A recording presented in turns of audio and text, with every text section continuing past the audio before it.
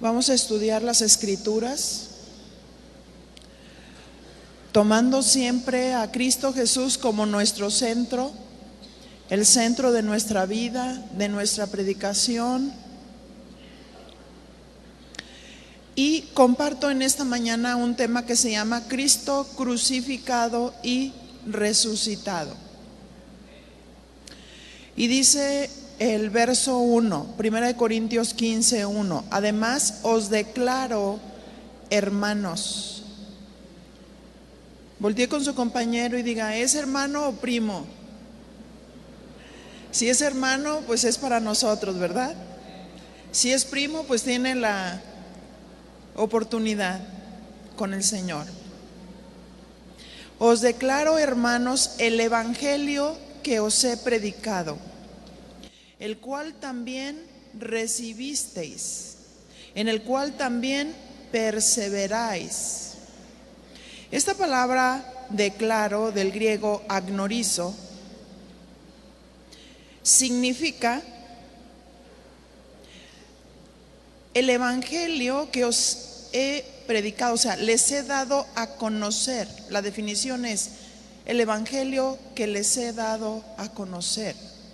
Esta es la demanda para los ministros de Dios: dar a conocer el evangelio de Jesucristo. ¿Qué es el evangelio de Jesucristo? Según el evangelio, en el original, habla de buenas noticias. Ese es el evangelio, buenas noticias.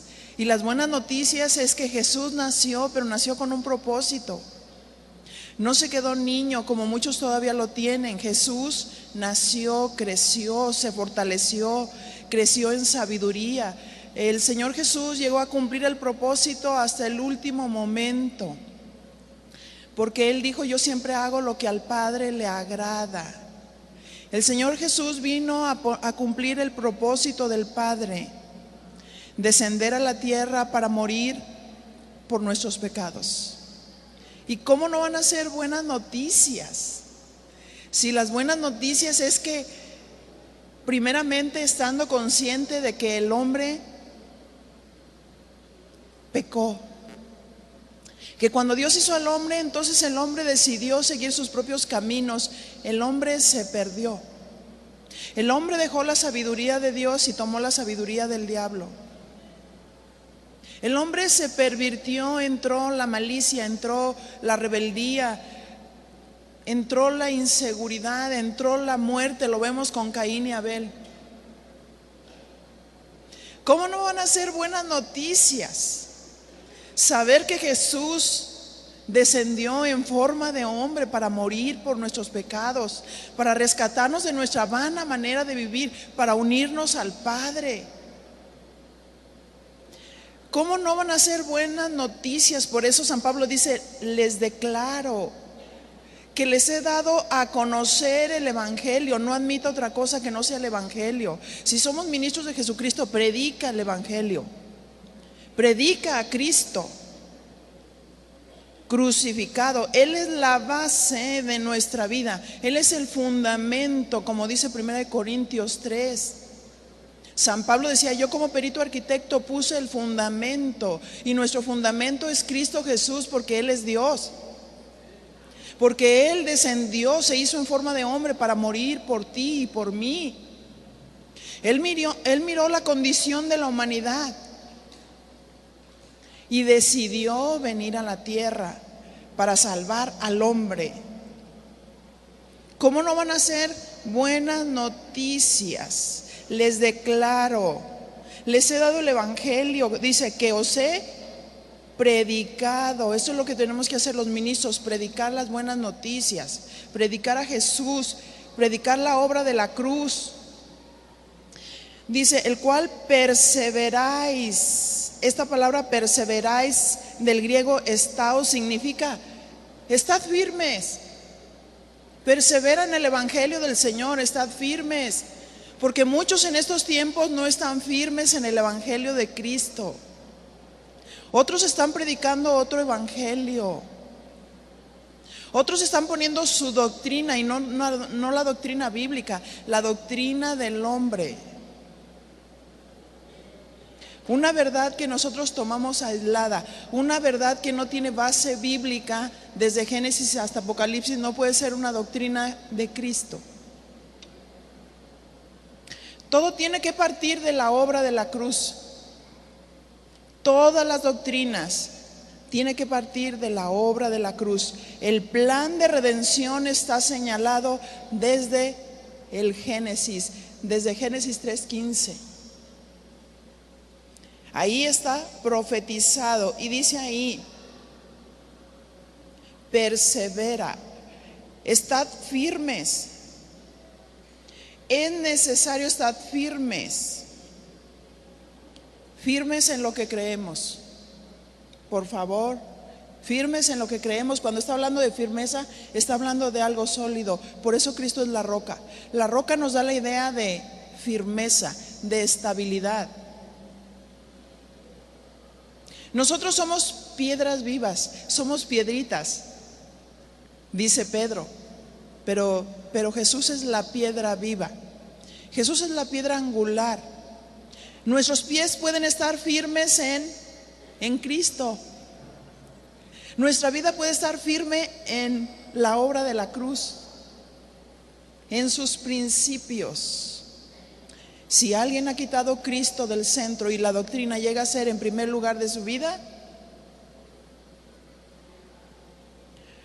es alguien que tarde o temprano su vida se va a empezar a deslizar. ¿Por qué?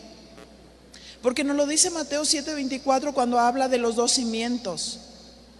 ¿A quién compararé ese hombre sabio que edificó su casa sobre la roca? Y cuando vinieron lluvias y ríos y corrientes, está simbolizando los problemas de la vida, y la casa no cayó. La casa se está refiriendo a la familia, porque estaba fundamentada sobre la roca, estaba fundamentada sobre Cristo, sobre la palabra de Dios. Toda familia tiene esperanza en Cristo. Toda persona que mira a Cristo, toda persona que cree en el Evangelio, en la obra de la cruz, se arrepiente genuinamente de sus pecados, su vida cambia. 1 Corintios 1:18, porque la palabra de la cruz es locura a los que se pierden, pero a los que se salvan, esto es a nosotros, es poder de Dios, ¿verdad? El Evangelio es poder de Dios para nosotros, poder de Dios para transformar una vida. ¿Cuántas veces intentamos cambiar en nuestra propia fuerza? Una y otra vez. Y hacíamos promesas y hacíamos votos y decías: ahora sí ya no me voy a poner verde. Ahora sí no me voy a dejar llevar por la ira. Ahora sí no voy a ser grosero. Ahora sí ya no voy a fornicar. Ahora sí. Hacíamos votos, hacíamos promesas. Pero cuando conocimos al Señor Jesús, el Evangelio es poder de Dios para salvación. Él es el que tiene el poder, el Evangelio de Jesucristo, para unirnos con Dios.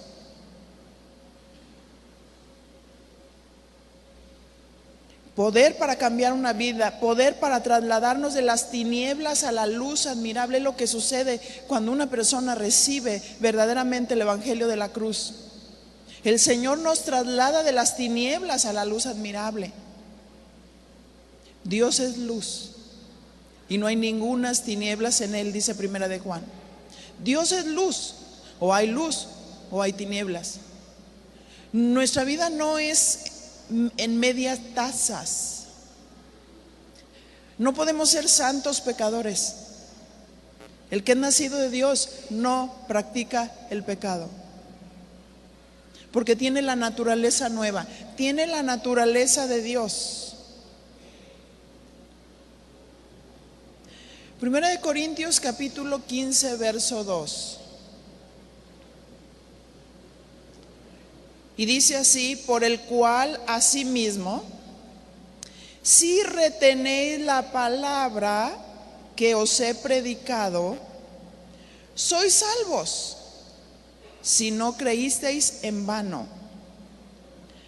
Esta palabra retener, del griego katejo, significa sostener, poseer, sujetar, mantenerse firme, apoderarse. Si sujetas la palabra, si la sostienes, si la posees, esto habla de retener, no permitir que nadie te la robe, que ningún concepto humano te la quite. Sosténla, reténla. Reténla ahí en tu mente y en tu corazón. Estaba yo recordando cómo vino en alguna ocasión una mujer y decía, estoy feliz. Y le decía, sí, ¿por qué estás feliz? Es que fíjate que fue un evento de mujeres y estoy feliz porque ya nunca más voy a decir malas palabras. Y yo le dije, sí, ¿qué pasó? Cuéntame, ¿qué aprendiste? Y me dijo, pues es que fui a ese evento y me ungieron la lengua y ya nunca más voy a decir malas palabras. Creo que el Evangelio de Cristo no es fanatismo. Creo que la palabra de Dios dice que nuestra palabra debe ser sazonada con sal. También dice que todo lo que hablemos, según Efesios, sea para edificación, para dar gracia al que nos oye. Pero también entendemos que el conflicto está en el corazón. Porque dice Mateo, de la abundancia del corazón habla la boca. Porque del corazón es donde salen los malos pensamientos, los hurtos, los homicidios, los adulterios, todo sale del corazón. Y el corazón necesita ser transformado. Y necesita ser transformado por la palabra de Dios. Una persona no cambia porque le ungieron la lengua. Una persona cambia cuando es expuesta a la palabra de Dios y se da cuenta de su condición.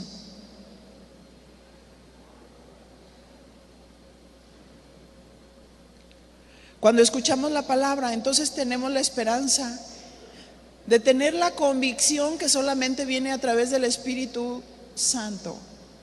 Donde Juan 16 dice que el Espíritu Santo viene para convencer de pecado, de justicia y de juicio. Así es que hay que retener la palabra, hay que sujetar la palabra, no permitir que te quiten el Evangelio, no permitir que te fanaticen.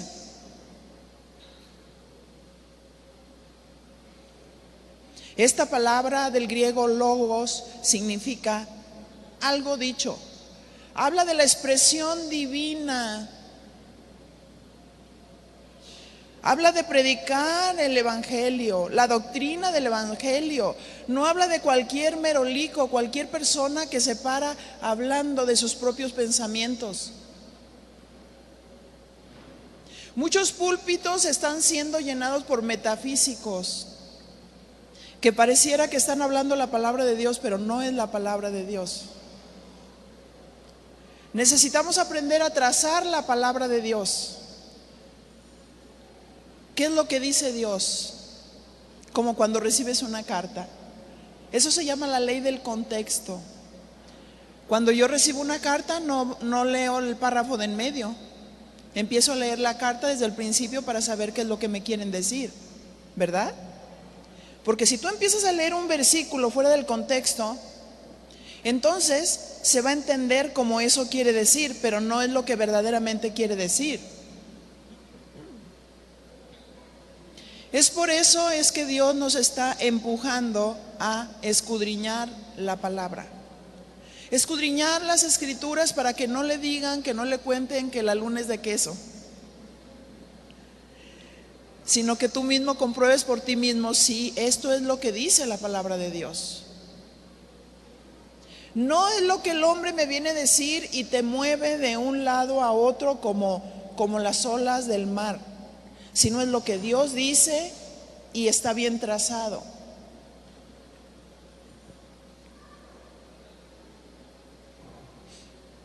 Si retienes la doctrina, el mensaje de la cruz, el evangelio de Jesucristo, serás salvo.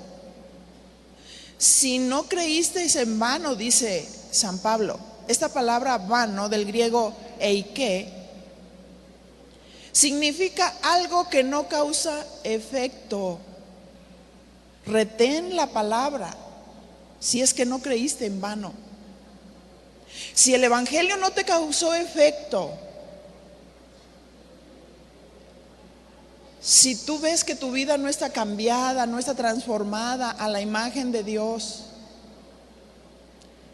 si no aborreciste el mal,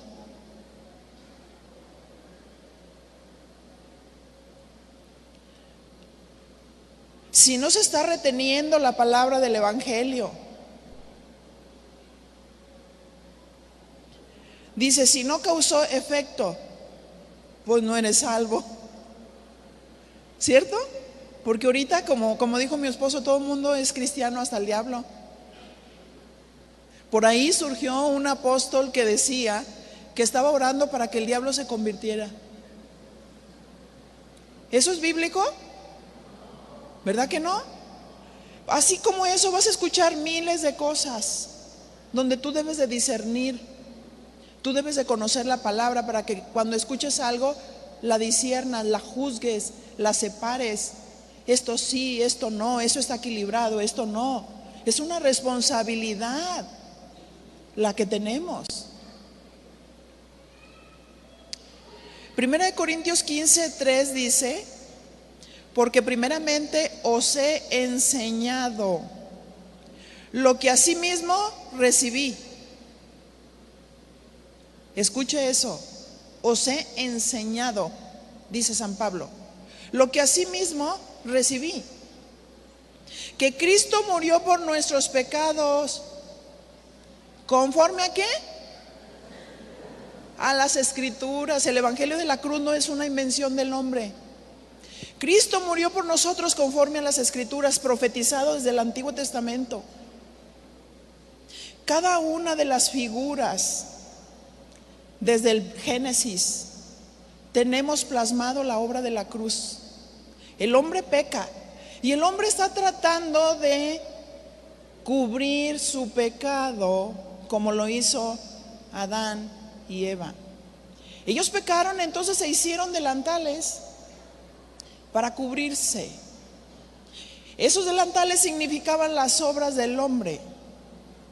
Y Efesios 2:8 dice, no es por obras, la salvación no es por obras para que nadie se gloríe. Es un don de Dios, es por gracia. No podemos vender el evangelio, es por gracia. No es por obras para que nadie se gloríe, es un don de Dios, es una gracia de Dios, es favor de Dios. No lo merecíamos, por eso es favor. Desde el Génesis nosotros vemos cómo el Señor, cuando les dijo, no estoy agradado de que se cubran de esa manera. Entonces hubo un sacrificio, el primer sacrificio. Esto es profético, porque ese sacrificio estaba tipificando la obra de la cruz. Sin derramamiento de sangre no hay perdón de pecados. Sin derramamiento de sangre no hay perdón de pecados. Era necesario para Cristo morir. Ese sacrificio estaba apuntando hacia la vida.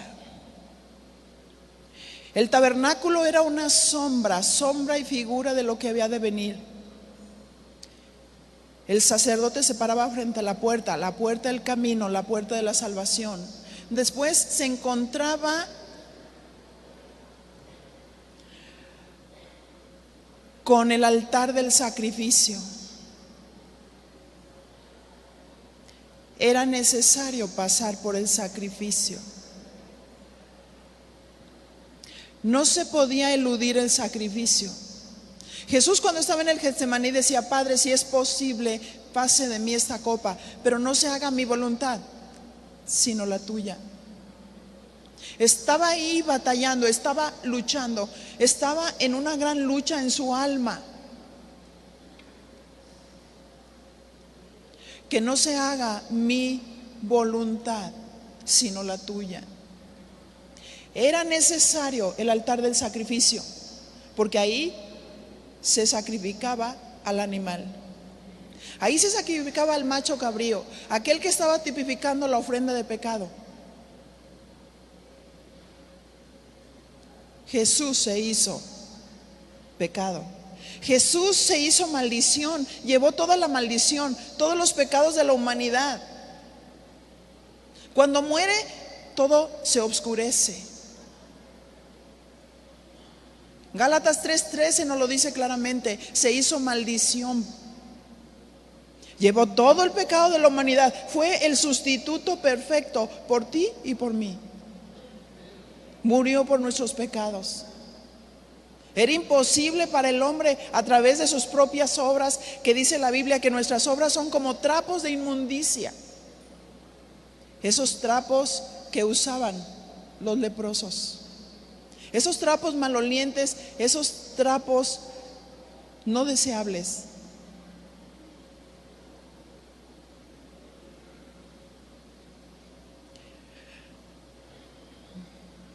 Era necesario pasar por el altar del sacrificio. Al creyente es necesario la negación. Señor, tengo tu marca, soy sellado por tu Espíritu Santo, he nacido de Dios, sí, pero necesitas pasar por el altar del sacrificio. Esto es algo figurado. Hablando de la negación, si alguno quiere seguirme, niéguese a sí mismo. Tome su cruz y niéguese a sí mismo y sígame.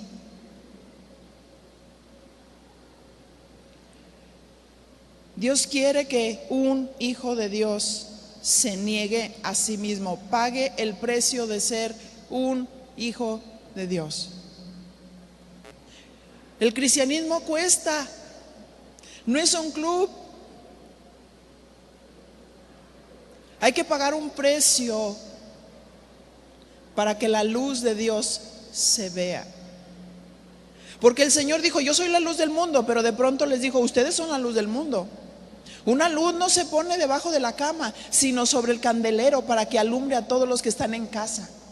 Tenemos la luz activa y tenemos la luz pasiva. La luz activa es predica el evangelio verbalmente. La luz pasiva es deja que miren en ti a través de tu vida y de tu ejemplo la luz de Dios.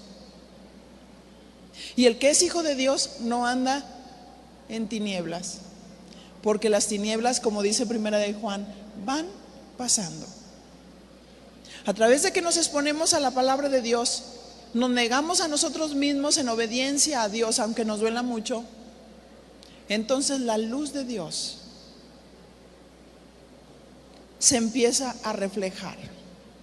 Retomando 1 Corintios 15:3, porque primeramente os he enseñado lo que asimismo recibí, que Cristo murió por nuestros pecados conforme a las Escrituras. No es una invención del hombre. Cristo murió conforme a las Escrituras desde el Antiguo Testamento, profetizado en cada una de las figuras de el tabernáculo, exclusivamente ahí, el altar del sacrificio, para abrirnos la puerta.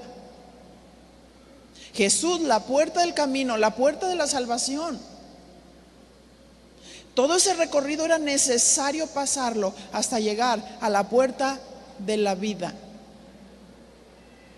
Juan 14:6 dice, y Jesús dijo, yo soy el camino y la verdad y la vida, y nadie viene al Padre si no es por mí, dijo Jesús. Es a través de la obra de la cruz que viene un nuevo nacimiento. ¿Qué sucedió con aquel hombre Nicodemo en Juan capítulo 3? Un fariseo, un principal entre los judíos que vino a Jesús de noche. Era alguien que conocía la ley. Hay muchos teólogos que no son salvos. Hay algunos teólogos que tienen preparación, pero no todos son salvos.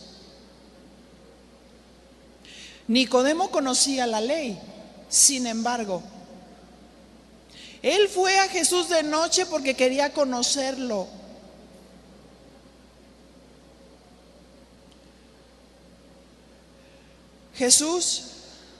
Nicodemo tuvo un encuentro con Jesús. Y el Señor le dice: es necesario que nazcas de nuevo. Sí, eres un maestro de la ley, pero es necesario que nazcas de nuevo. ¿Cómo? ¿Acaso tengo que entrar por segunda vez en el vientre de mi madre y nacer? ¿Qué es esto? Pensamiento natural. Oye, Nicodemo, pues si no entiendes las cosas de la tierra, ¿cómo vas a entender las cosas del cielo?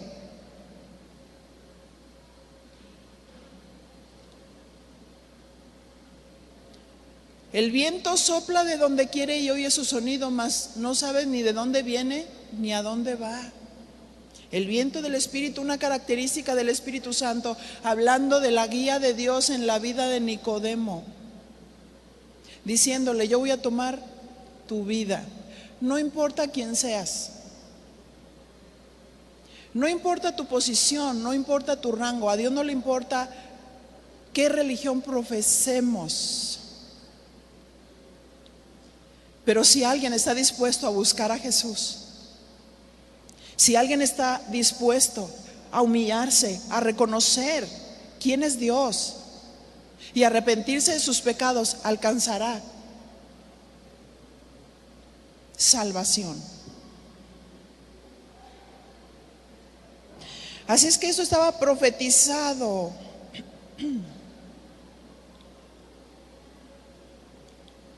En alguna ocasión me comentó un ministro religioso respecto de la muerte y de la resurrección de Cristo. Y le pregunté: ¿qué piensas tú de la obra de la cruz y de la resurrección de Cristo? Y el ministro me contestó: ay, por favor, no me digas que tú todavía crees en eso. Jesús le dio catalepsia. Así me dijo. Jesús no murió, le dio la catalepsia, se le paralizó el corazón y estaba dormido. Por eso es que despertó al tercer día. Yo recuerdo que en ese tiempo tenía muy poco tiempo en el Señor y tenía la convicción bien firme de haber creído en Jesucristo, de haberme arrepentido de mis pecados y haber sentido esa transformación en mi vida. Y yo le dije: híjole, me impresionas. Me impresionas porque tú te dices religioso. Tú te dices conocer a Dios, pero sin embargo no puedo creer que tú pienses que Jesús no murió. Si Jesús no murió y Jesús no resucitó, pues vámonos, ¿no? Como dicen, vamos a darle vuelo a la hilacha. ¿Qué es esto? Un mexicanismo, ¿no? Como para decir, voy a hacer lo que me dé la gana, a vivir como sea. Pues si Cristo no murió ni resucitó, y si Jesús no es Dios, y Jesús verdaderamente no bajó para morir por nuestros pecados, ¿qué estamos haciendo? Vale la pena la negación. Vale la pena la negación. Cristo murió por nuestros pecados. Qué maravilloso. Qué maravilloso. Quiero decirte, si tú has sido perdonado de tus pecados, no debes de vivir bajo condenación ni culpabilidad. Si verdaderamente tú has nacido de Dios y te has arrepentido de tus pecados, no permitas que el enemigo de tu alma venga y te atrape con tu pasado. Tú debes de centrar todo en la obra de la cruz y decir: no puedo vivir en culpabilidad, sino en la libertad que me da Cristo Jesús. No puedo vivir bajo la condenación, porque Dios es el que justifica, el enemigo es el que condena. Si verdaderamente te has arrepentido de tus pecados, la sangre de Cristo ha borrado todo pecado, ha quitado todo pecado. No solamente los ha borrado, como en el Antiguo Testamento, los ha quitado completamente. Qué maravilloso es saber que el Padre nos ve a través de la obra del Cristo Jesús. Cuando el enemigo viene para acusarnos, mira lo que hizo esto en su pasado. Y el Padre dice: yo no veo nada, solamente veo a mi Hijo Jesús.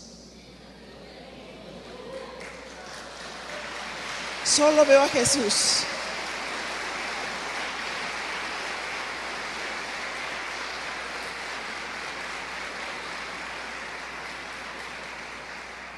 Como dice Colosenses 2, que Él clavó el acta de los decretos que había contra nosotros. Había una acta. Él ya había hecho una lista, el acusador, para acusarnos de todo lo malo que habíamos hecho. Pero qué maravillosa la salvación de Dios. ¿Lo merecíamos? No, no lo merecíamos. Pero Él tomó nuestro lugar. Él es el sustituto perfecto. Su imagen se deformó por nosotros.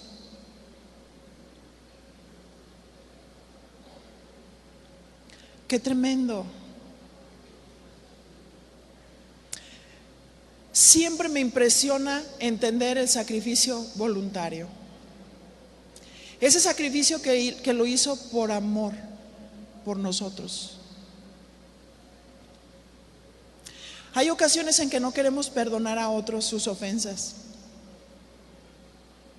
Cuando el Señor nos perdonó todos nuestros pecados.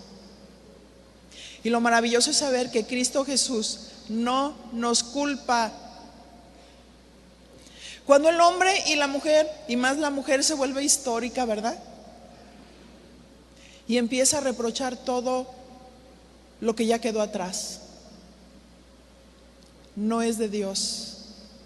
No es de Dios vivir bajo la influencia del pecado.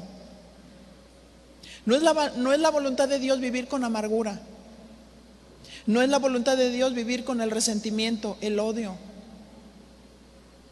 Cristo nos perdonó. Y dice que si nosotros no perdonamos la oración del Padre Nuestro, Dios no nos va a poder perdonar a nosotros.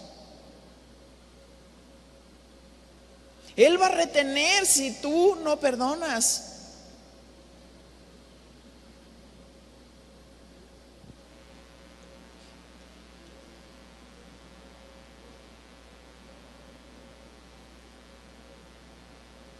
Dios declaró la condición del hombre según Romanos 3:23: por cuanto todos pecaron y están destituidos de la presencia de Dios. Nadie tenía esperanza. Nadie tenía esperanza. No teníamos esperanza. Caminábamos sin Dios. Estábamos destituidos de la presencia de Dios desde el momento en que Adán y Eva pecaron. El Señor los saca del huerto del Edén y puso una espada refulgente ahí para que ellos no vivieran para siempre en el pecado. Dios tenía trazado un plan: la redención del hombre, el rescate del hombre. Si estamos buscando héroes, mira a Jesús. Mira a Jesús. Mira su obra, mira su hazaña, mira sus proezas. Le arrebató al enemigo el botín. El enemigo pensaba que había dejado a Jesús ahí en la cruz, y se reían y lo escarnecían cuando estaba dentro del plan de Dios su muerte. El enemigo no es omnisciente, el enemigo no lo conoce todo. El enemigo solamente fue un instrumento en las manos del Dios soberano para cumplir el propósito del Padre. El enemigo dijo: ya se acabó todo aquí. Mirando a Jesús allá en la cruz clavado.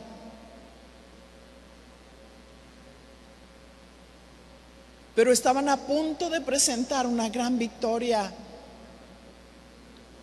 Una gran victoria, el rescate de nuestras vidas, la redención de nuestras almas. Rescate significa comprar por precio. Jesús no es mentiroso. Él llegó a comunes acuerdos con el Padre. Él es el pan de la proposición cuando Dios le propuso ir a la tierra a morir por nosotros.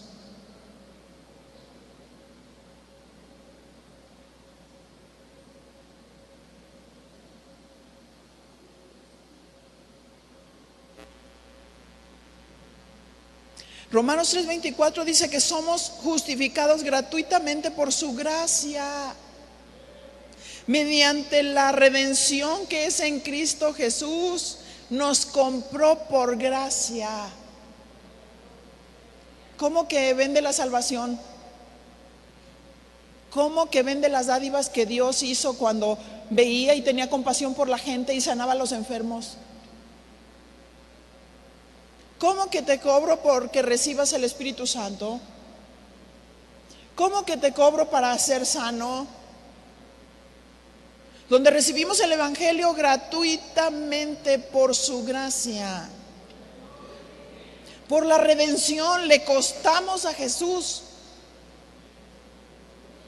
Le costamos su sangre preciosa. La derramó, se dejó morir, matar por ti y por mí.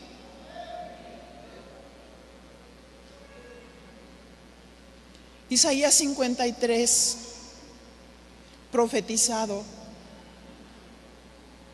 Lo profetizaron los profetas desde su nacimiento. Su nacimiento, su muerte, su función. ¿Quién ha creído a nuestro anuncio y sobre quién se ha manifestado el brazo de Jehová? ¿Subirá cual renuevo delante de él y como raíz de tierra seca? No hay parecer en él ni hermosura. Le veremos más inatractivo para que le deseemos. ¿Cómo estaba? Como tierra seca. No había parecer en él, molido. No es como lo pintan, su rostro desfigurado.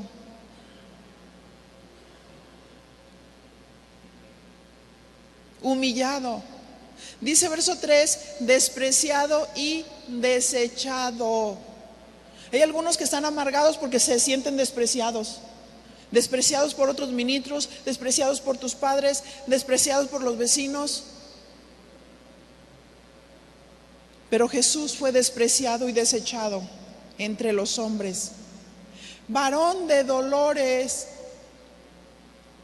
experimentado en quebranto. Le dolió. En la carne le dolió los golpes. Cuando le golpearon con una caña en la cabeza. Cuando lo escarnecieron y lo escupieron, cuando lo abofetearon. Lo hizo por ti. Varón de dolores, experimentado en quebranto, y como que escondimos de él el rostro. Fue menospreciado y no lo estimamos. Ciertamente llevó él nuestras enfermedades y sufrió nuestros dolores. Y nosotros le tuvimos por azotado, por herido de Dios y abatido. Mas él, herido fue por nuestras rebeliones. ¿Por qué fue herido? Por nuestras rebeliones. ¿Cuántas veces somos rebeldes? ¿Cuántas veces no queremos reconocer ninguna autoridad? Eso es satánico. No hay ningún hombre que no sea dependiente de algo, de alguien, ¿cierto? Yo como esposa de pastor sé los principios y sé que el principio de Dios es obediencia y sumisión a Dios y a mi marido. Creo que Él no permitiría que yo ministrara si yo no respeto a Dios ni lo respeto a Él. Y ese fue el orden que Dios estableció. Y creo que la autoridad de Dios nos la da a través de que nosotros conocemos la palabra de Dios y la obedecemos. Él molido fue por nuestras rebeliones. Él castiga la rebelión. La castigó a través de los tiempos, a través del pueblo que se rebela contra Dios y contra el liderazgo.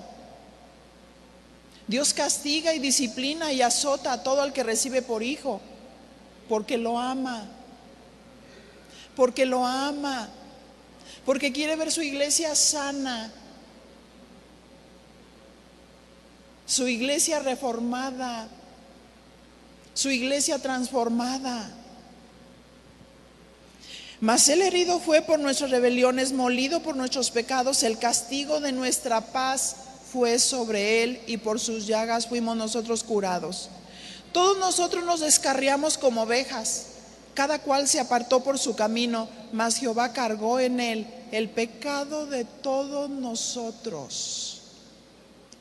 Y le dijo: no hay otro perfecto, solo tu Hijo. Te propongo descender a la tierra, te propongo rescatar a la humanidad. No va a ser fácil, te va a costar. No va a ser fácil, te van a matar. No va a ser fácil, te van a humillar. Y el Señor dijo: sí quiero, Padre. Sí quiero, Padre.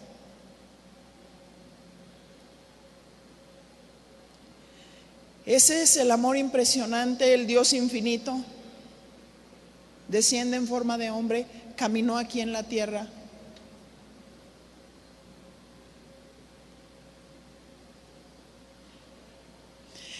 La locura de la predicación, ¿verdad?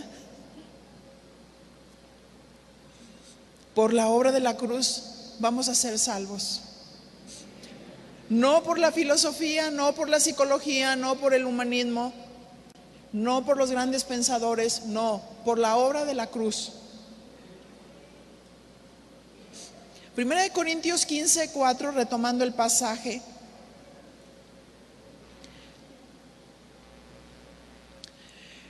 Y que fue sepultado y que resucitó al tercer día, conforme a las Escrituras, murió y resucitó. Jesús está vivo. Él está vivo. Murió pero resucitó, dice la palabra de Dios.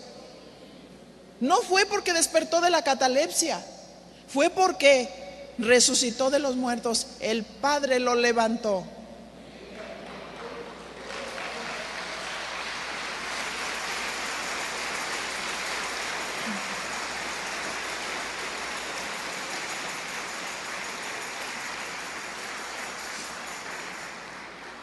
Verso 5 dice: y que apareció a Cefas y después a los 12.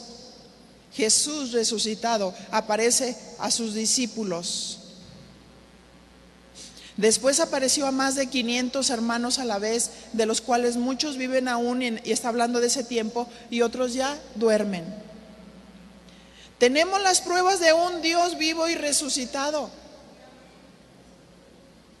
Después apareció a Jacobo, después a todos los apóstoles.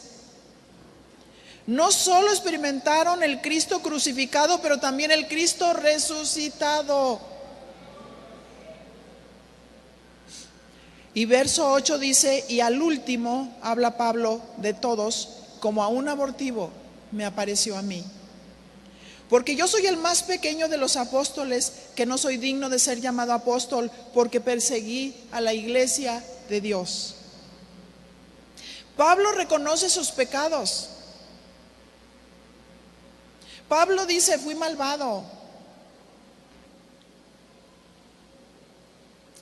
pero reconoce la gracia de Dios. Pero por la gracia de Dios soy lo que soy. Y su gracia no ha sido en vano para conmigo. Antes he trabajado más que todos ellos, pero no yo, sino la gracia de Dios conmigo. ¿Qué sucede con los ministros de hoy?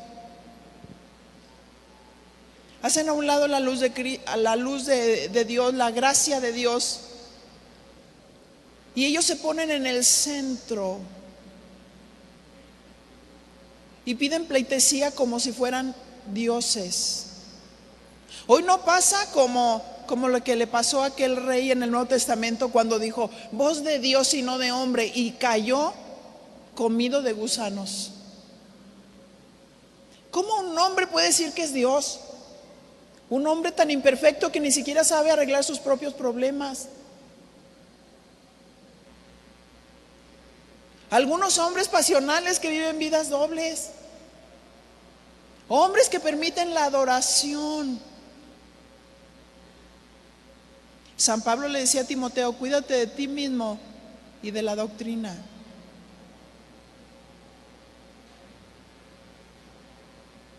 Cuídate de ti mismo. Solo somos vasos, vasijas de Dios, donde ha sido depositada la gracia. Cada vez que San Pablo tenía la tentación de decir, hice esto, aquello, no, pero no yo, sino la gracia de Dios en mí. Un siervo de decir, si no fuera por el Señor, ¿qué sería yo? Si no fuera por el Señor no podría haber el tropiezo del enemigo.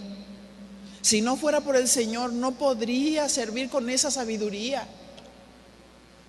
Si no fuera por el Señor. Pedro reconocía la gracia de Dios. El denuedo que venía sobre él era un hombre del vulgo, sin embargo manifestaba sabiduría y denuedo de Dios.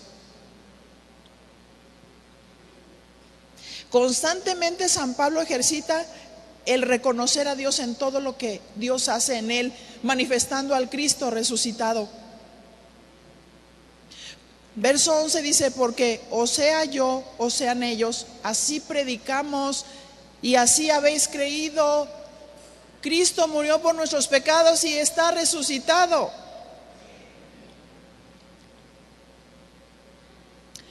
Verso 12, pero si se predica de Cristo que resucitó de los muertos, ¿cómo dicen algunos entre vosotros que no hay resurrección de muertos? Porque si no hay resurrección de muertos, tampoco Cristo resucitó. Y si Cristo no resucitó, vana es entonces nuestra predicación, vana es también vuestra fe. ¿Se fija? Unida la cruz de Cristo con la resurrección. Y somos hallados falsos testigos de Dios porque hemos testificado de Dios que Él resucitó a Cristo, al cual no resucitó, si en verdad los muertos no resucitan. ¿Cuántos creen que vamos a resucitar? Enfatiza la muerte y la resurrección de Cristo. Verso 16 dice, porque si los muertos no resucitan, tampoco Cristo resucitó. Y si Cristo no resucitó, vuestra fe es vana y aún estáis en vuestros pecados. Entonces también los que durmieron en Cristo perecieron. Y si en esta vida solamente esperamos en Cristo, somos los más dignos de conmiseración de todos los hombres. O sea, si Cristo no resucitó, ¿verdad? Tú dile a tu compañero, si no resucitó, miserable de ti. Pero Cristo sí resucitó. Tenemos esperanza.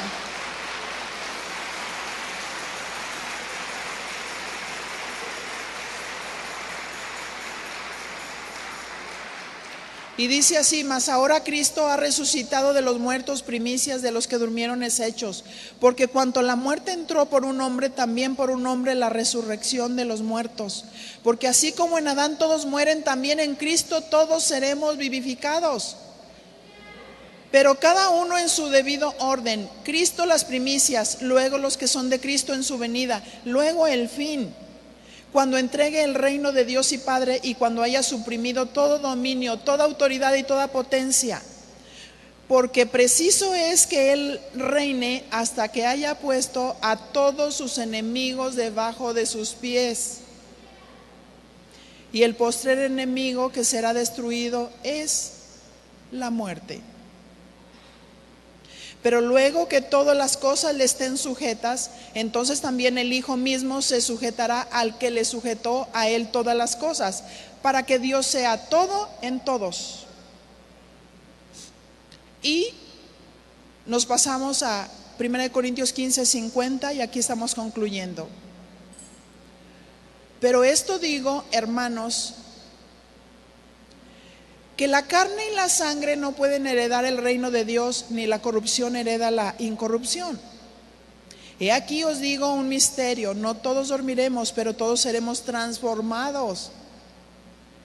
En un momento, en un abrir y cerrar de ojos, a la final trompeta, porque se tocará la trompeta, y los muertos serán resucitados incorruptibles, y nosotros seremos transformados, porque es necesario que esto corruptible se vista de incorrupción, y esto mortal se vista de inmortalidad. Y cuando esto corruptible se haya vestido de incorrupción y esto mortal se haya vestido de inmortalidad, entonces se cumplirá la palabra que está escrita: sorbida es la muerte en victoria. ¿Dónde está, oh muerte, tu aguijón? ¿Y dónde, oh sepulcro, tu victoria? Ya que el aguijón de la muerte es el pecado, y el poder del pecado, la ley. Mas gracias sean dadas a Dios que nos da la victoria por medio de nuestro Señor Jesucristo. Así que, hermanos míos, estad firmes y constantes, creciendo en la obra del Señor siempre, sabiendo que vuestro trabajo en el Señor no es en vano. Manifestemos al Cristo crucificado y resucitado, y estemos con esperanza de su venida y de su resurrección. Que Dios les bendiga.